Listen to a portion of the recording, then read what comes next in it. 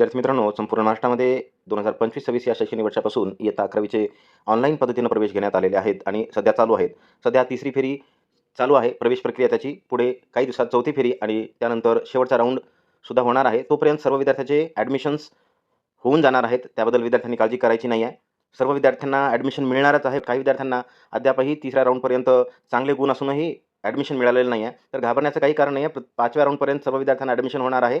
एवढं लक्षात घ्यायचं विद्यार्थ्यांनी. आणि महत्त्वाचा आणखीन एक प्रश्न आहे, की बाबा इयत्ता 11वीचे वर्ग कधीपासून सुरू होणार आहे? तर त्याबाबतचा एक परिपत्रक शासनाकडून जाहीर करण्यात आलेलं आहे. ते इथं आपण लक्षात घ्यायचं आहे, की कधीपासून आपल्याला हे 11वीचे वर्ग सुरू होणार आहेत.